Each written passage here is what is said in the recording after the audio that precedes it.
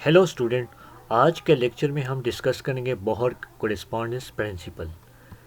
Topic शुरू करने से पहले हम कुछ बेसिक चीज़ों का कंसेप्ट अंडरस्टैंड करना चाहेंगे।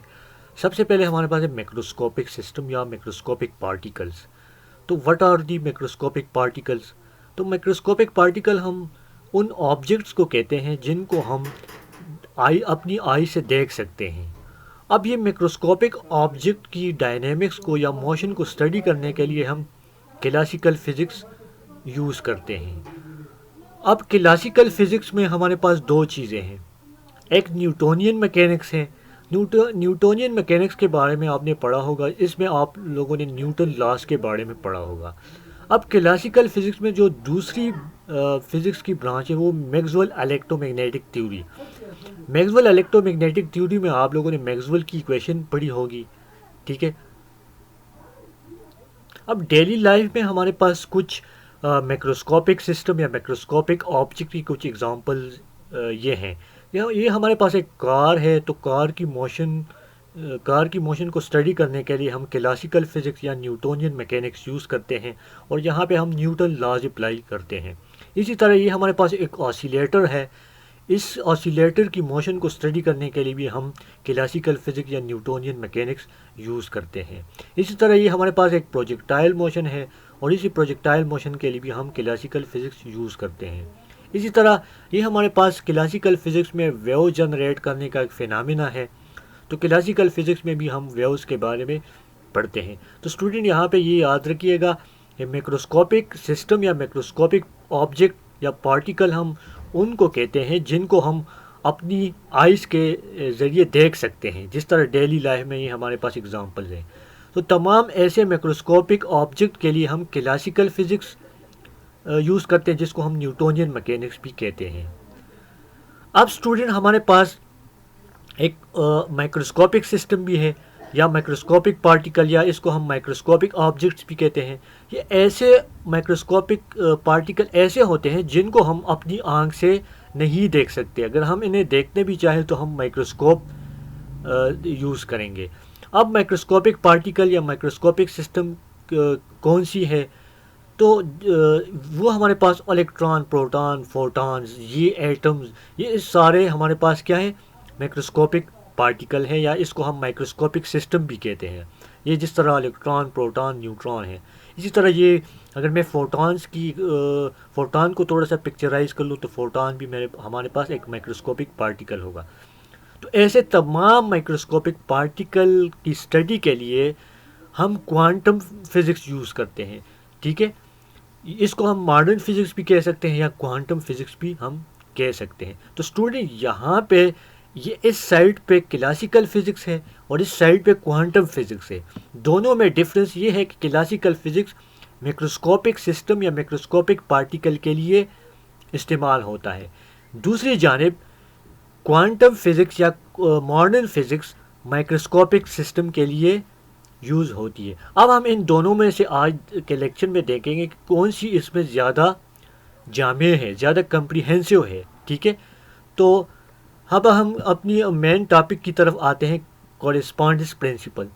कोरेस्पॉन्डेंस प्रिंसिपल बोहर ने इसको प्रपोज किया था। इस प्रिंसिपल को अगर हम इस प्रिंसिपल को डिफ़ाइन कर ले या इसकी स्टेटमेंट क्या है, तो वो हमारे पास है, for large quantum number quantum physics agree with classical physics, ठीक है। कि अगर हम बड़े क्वांटम नंबर की तरफ जाएं तो क्वांटम फिज़िक्स और क्लासिकल फिज़िक्स एक जैसे हो जाएंगे, या क्वांटम फिज़िक्स क्लासिकल फिज़िक्स के साथ एग्री हो जाएगी। दूसरा, इसको हम यूँ भी स्टेट कर सकते हैं कि for large quantum number quantum physics give same result as given by classical physics sorry, या कि अगर हम ज़्यादा क्वांटम नंबर, बड़े क्वांटम नंबर की तरफ जाएं तो क्वांटम फिज़िक्स हमें वही रिज़ल्ट देती है जो कि क्लासिकल फिज़िक्स देती है, ठीक है स्टूडेंट। अगर हम इसको एनर्जी लेवल डायग्राम से थोड़ा सा समझने की कोशिश करें, ये आप देख लें, ये हाइड्रोजन की ग्राउंड स्टेट एनर्जी है n=1। अब इससे ऊपर एक्साइटेड स्टेट n=2 है, n=3 है। अब अगर आप देखें n=1 और n=2 के दरमियान जो एनर्जी डिफरेंस है वो ज़्यादा है, लेकिन आप यहाँ पे देख लें n=3 और n=2 में तो ये वाला एनर्जी डिफरेंस इससे कम है। इसी तरह जब आप हायर क्वांटम नंबर्स की तरफ जाएंगे तो वो जो दो कंजेक्टिव क्वांटम एनर्जी लेवल के दरमियान जो एनर्जी डिफरेंस होगी वो कम हो जाएगी। इट मीन्स कि जब हम n इज इक्वल टू 500 पे चले जाएं और तो फिर n इज इक्वल टू 499 और 500 के दरमियान जो एनर्जी स्पेसिंग होगी वो बिल्कुल क्या होगी, कम होगी। इट मीन्स कि जब हम हायर क्वांटम पे जाएंगे तो वहाँ पे एनर्जी लेवल क्या हो जाएंगे, कंटिन्यूस हो जाएंगे। और क्लासिकल फिजिक्स में हमारे पास क्या है, एनर्जी कंटिन्यूस होती है, लेकिन क्वांटम फिजिक्स में डिस्क्रीट होती है।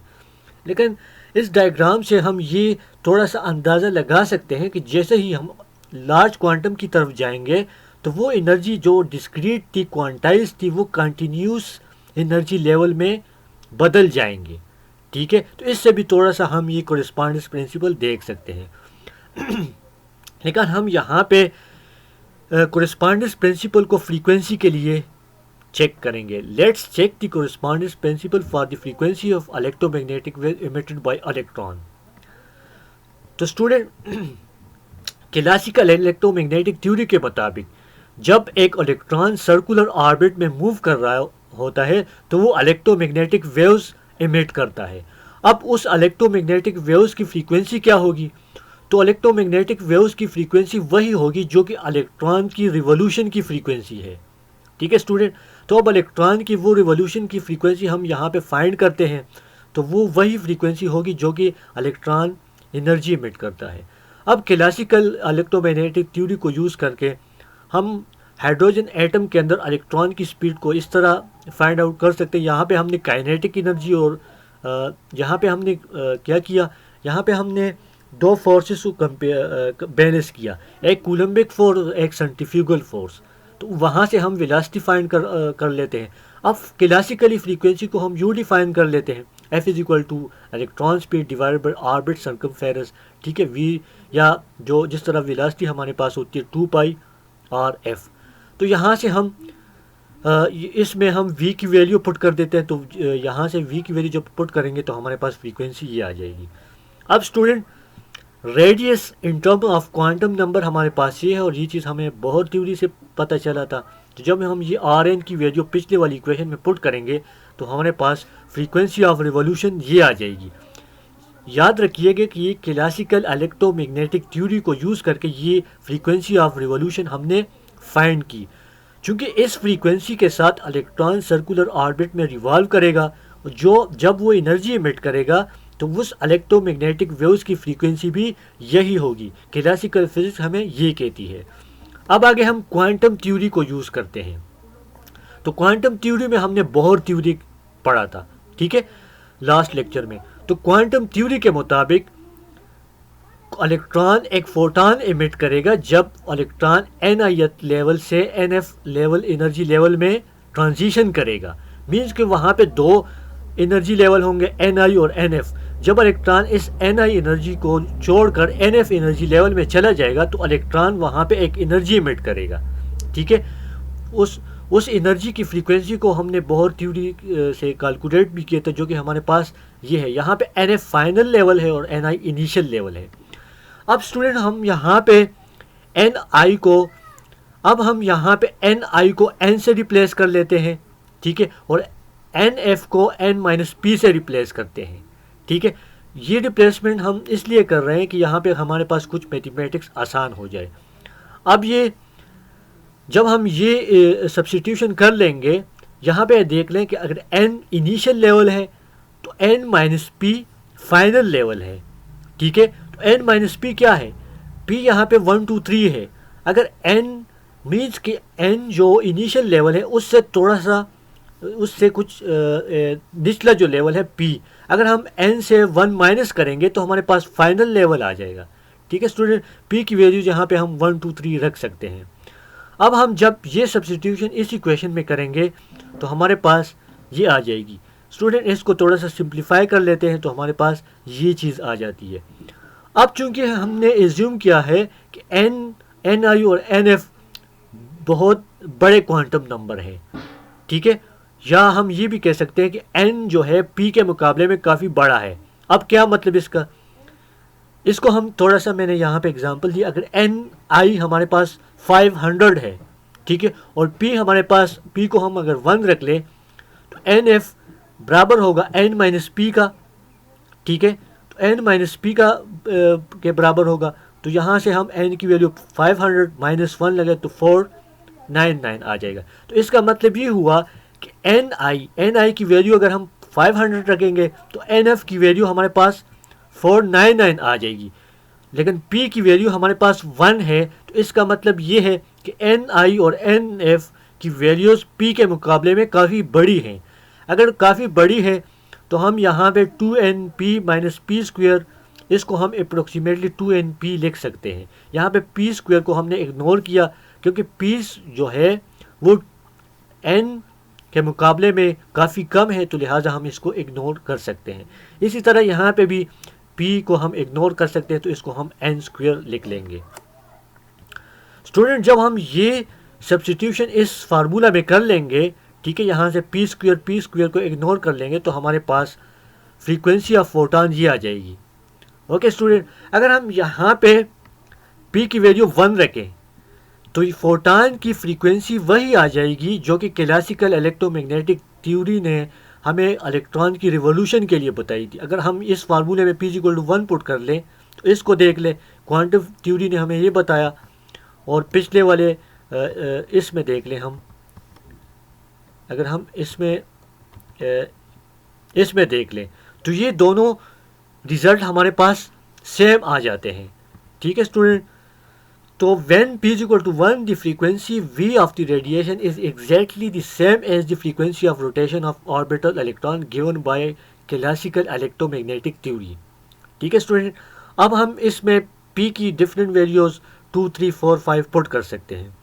तो लिहाजा आज के लेक्चर से हमें ये पता चला कि जब हम लार्ज क्वांटम नंबर्स की तरफ जाएंगे तो वहाँ पे क्वांटम फिज़िक्स और क्लासिकल फिज़िक्स के रिज़ल्ट सेम होंगे। इट मीन्स कि हम क्वांटम फिज़िक्स से क्लासिकल फ़िज़िक्स को देख सकते हैं। तो क्वांटम फिज़िक्स ज़्यादा जामी है क्लासिकल फ़िज़िक्स के मुकाबले में। अगर हम क्वांटम फिज़िक्स को यूज़ करेंगे तो उसमें अगर हम लार्ज क्वांटम की तरफ जाएंगे तो हमें वहाँ पे क्लासिकल फ़िज़िक्स वाले रिज़ल्ट मिलने शुरू हो जाएंगे। अब लार्ज क्वांटम नंबर से क्या मतलब, जिस तरह हमने बोर थ्योरी के बारे में पढ़ा था, तो अगर बोर थ्योरी में अगर हम n = 1000 रख लें, ठीक है, अगर हम n = 1000 रख लें तो ये हमारे पास एक बड़ा क्वांटम नंबर है। तो अगर हम इस 1000 से ऊपर भी जाएंगे तो हम वहाँ पे क्वांटम फिज़िक्स के रिज़ल्ट वही होंगे जो कि क्लासिकल फ़िज़िक्स हमें देती है। तो स्टूडेंट, आज के लेक्चर में हमने कोरेस्पॉन्डेंस प्रिंसिपल पढ़ा। कोरेस्पॉन्डेंस प्रिंसिपल को हम सिंपल इस तरह स्टेट कर सकते हैं कि जब हम बड़े क्वांटम नंबर पे जाएंगे तो क्वांटम फिज़िक्स हमें वही रिज़ल्ट देगा जो कि क्लासिकल फ़िज़िक्स हमें पहले दे चुकी है। Thank you.